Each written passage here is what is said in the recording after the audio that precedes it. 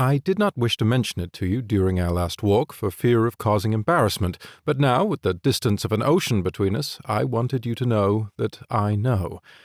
I hope that you will be able to be candid with me in your correspondence. Hello again, Philip Batley here, audiobook narrator.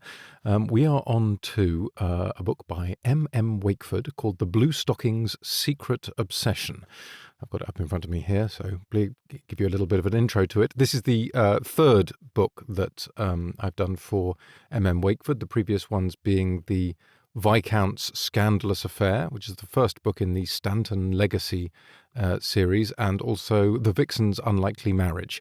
This is the third book, so we are on to the second generation of the Stanton family here, who upped sticks from the UK and ended up in Ohio, in America. We're talking late-ish 19th century here. So this is romance, these books. Okay, so where are we here? The person you've just heard from there, we've heard from a letter from Benjamin Stanton, who has grown up in the US, but to English parents. Hence, there was a little bit of a mix of American and English vowel sounds you heard in there. It's quite a challenge, this book, for a narrator to do that.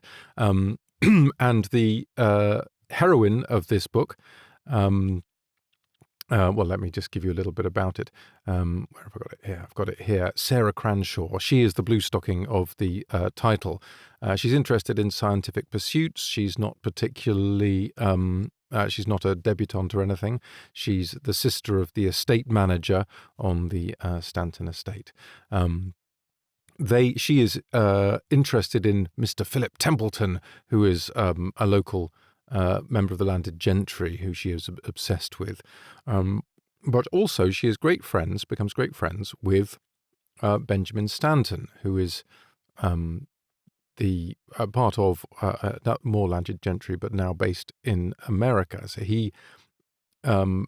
they meet when he is in England, but he heads off to take part in eventually to take part in the Civil War in America.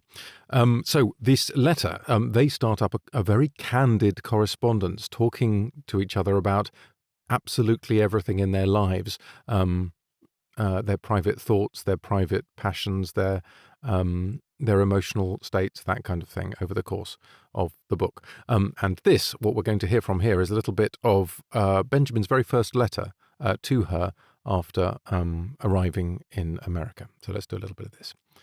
Okay.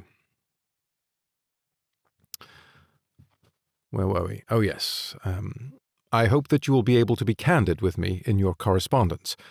I do like the idea of our friendship knowing no bounds. Tell me whatever it is you are doing or thinking, with no fear of judgment. In return, I will regale you with unvarnished tales of my adventures. How about that? So, in the spirit of frankness, let me tell you that since my return, I have embarked on a dalliance with a young lady named Chastity Hewitt. She is the youngest of 3 sisters, whose family runs the general store in the village nearby, and quite the minx, the antithesis of her name. Let me hasten by saying that this is no love affair, for neither of us have our hearts engaged in the matter. It is simply a little piece of harmless fun between the two of us. She came by the other day with the delivery of sugar and smoked fish, and I cleverly managed to spirit her to an empty barn to have my wicked way. How is that for forthrightness? I hope you are not shocked.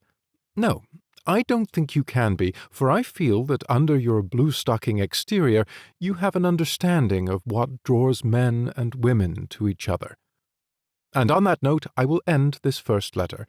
Write to me soon, for I am keen to know your news. Your good friend, Benjamin Stanton. There we are, the beginning of what turns out to be quite a fruity correspondence.